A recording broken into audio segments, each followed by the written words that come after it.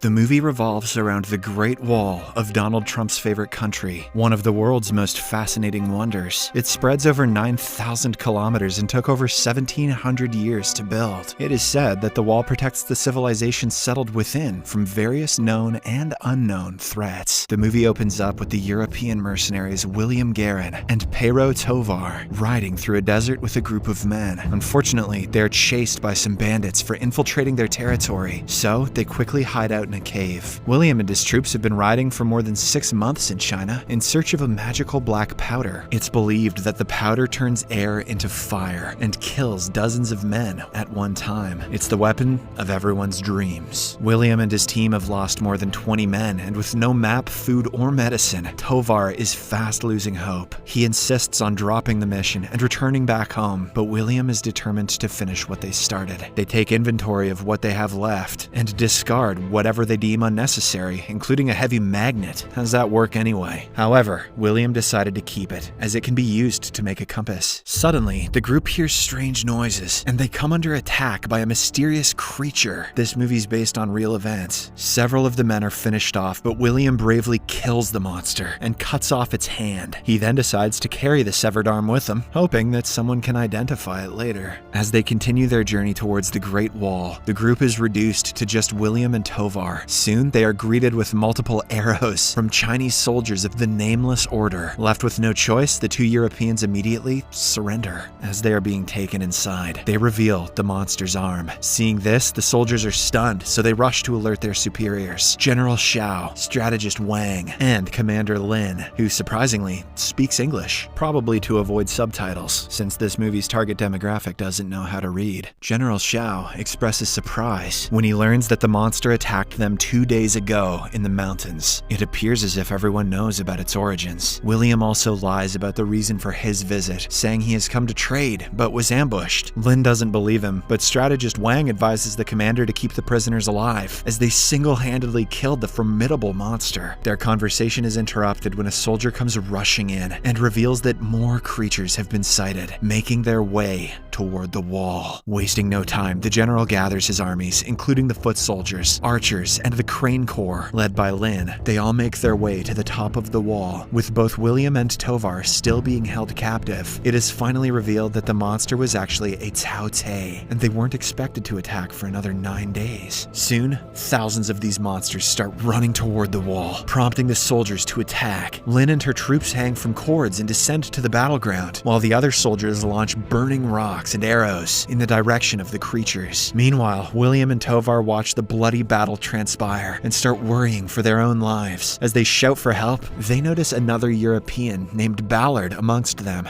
"I'm something of a European myself," says Ballard. Soon, the queen monster reveals herself, and General Shao orders his army to attack her. However, she effortlessly evades all attacks and orders her subjects to climb the walls. In response, General Shao directs his men to engage in close combat. One monster manages to reach the top and starts massacring anyone it can lay its hands on. Amidst the chaos, William and Tovar convince Ballard to free them. After this, they expertly kill the creature on the wall and some more down below, until the queen aborts the attack and retreats. This earns Matt Damon and the Mandalorian the respect of General Shao, and he allows them to stay as guests instead of prisoners. However, Shao worries that the monsters have evolved and become more powerful and intelligent. In the next scene, William and Tovar finally get to speak with Ballard, and it's revealed that the latter had also come to China in search of black powder 25 years ago. However, after he was taken captive, he signed a deal with the Chinese to teach them English and Latin in exchange for freedom. At night, William and Tovar are honored by the Nameless Order for their courage and valor. There, William shows off his archery skills to the delight of everyone in the room. He also gets to know Lin and learns that they are the same. Both of them were sent off to the army at a very young age. However, Lin thinks otherwise, and she takes him to show how she fights when hanging from the cord. She tells him about trust and explains that in this army, they fight for more than food and money. They give their lives to something more. They have trust in each other in all ways at all times. She then tries to get William to jump, but he doesn't quite trust her enough, thus proving that they are not the same.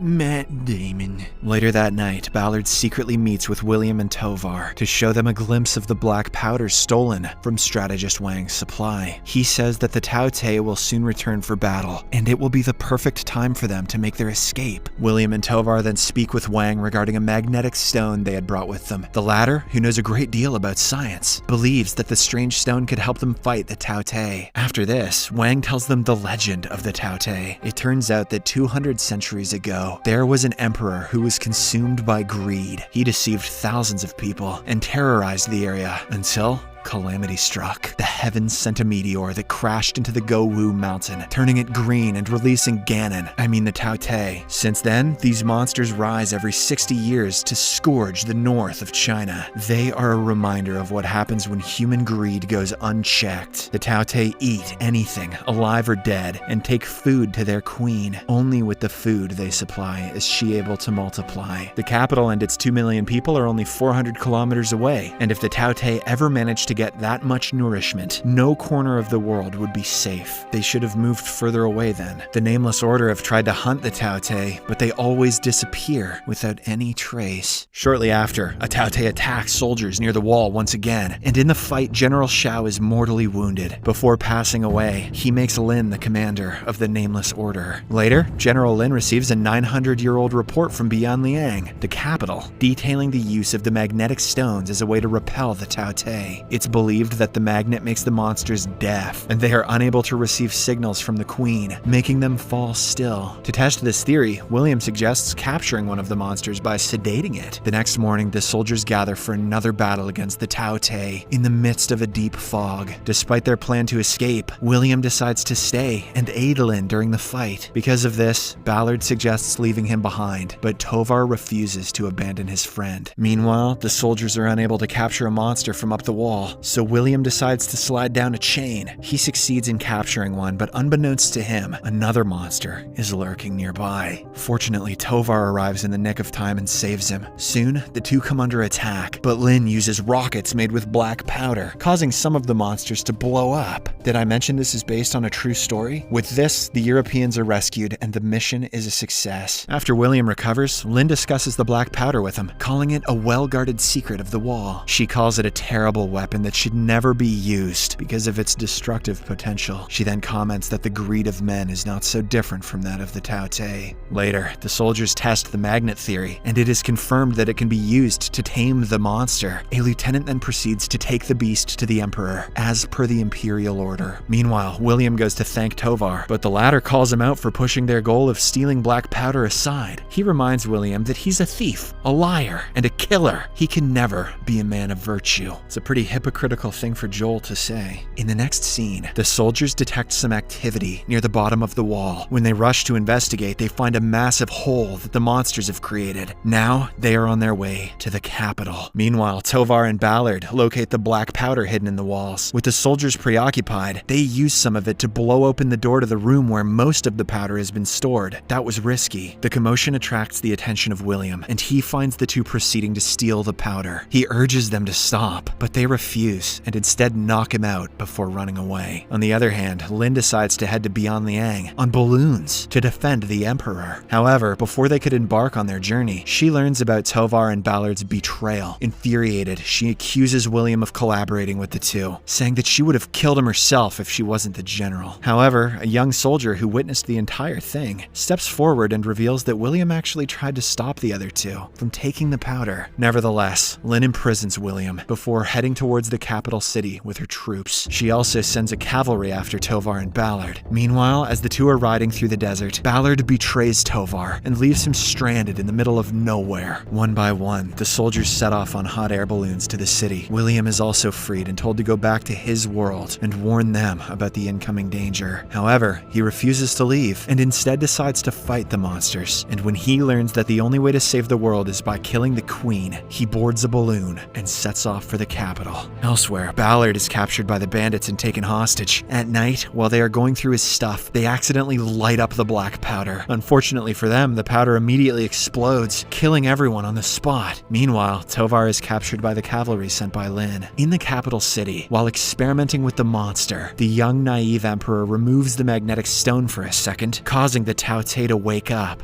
He eventually gets the situation under control, but by that time, it's too late. The creature has already summoned thousands of Tao Te to its location. In no time, most of the city is ravaged by the deadly beasts. Lyn and her group use hot air balloons to fight the Tao Te over the city, but the balloons start bursting into flames, sending some of the soldiers straight to their deaths. Lyn almost meets a similar fate until William arrives just in time to rescue her. As they regroup, they notice the queen being surrounded by thousands of Tao Te. In the next scene, Lyn and the others meet the Emperor and propose a plan to use the captured Tao Te to kill the Queen. The Emperor agrees and directs them to the beast in the dungeon. There, the troops lace the beast with explosives and feed it meat to bring it to the Queen. They try to sneak through the underground canal to avoid trouble, but a Tao Te suddenly shows up. With time running out, a young warrior selflessly sacrifices himself. Who was that guy? Damn. Hence allowing the others to continue the mission. William, Lyn, and Wang then go into a tower and carefully release the captured Tao Te. As it rejoins the other monsters, William and Lyn head up the tower and take out the Queen, while Wang stands guard at the bottom. William gets a good aim from the top and fires rockets at the Queen, but she is shielded by larger beasts with thick scales. Did I mention this is based on a true story? Eventually, the beasts storm the tower and begin to attack. Wang, who is at the bottom, throws Lyn the magnet right before he is killed. With very little time left, William gets an idea. Since the magnet renders the creatures immovable, he wants to use it to isolate the Queen. So, he tosses the stone towards her, and at the same time, Lyn launches the rocket. The plan works, and the rocket finally breaches the Queen's security and explodes, obliterating the Queen. Consequently, the rest of the Tao Te wither away, hence putting an end to the war. After they all return back to the wall, Lyn is promoted to regional general. Meanwhile, William is given a huge quantity of black powder as a reward. However, he chooses to save his friend Tovar instead. They reconcile and, after bidding adieu to Lyn, head on their way home with a troop following for protection. Subscribe for more videos like this, turn on notifications, and leave a like to help the channel out. Thank you for watching.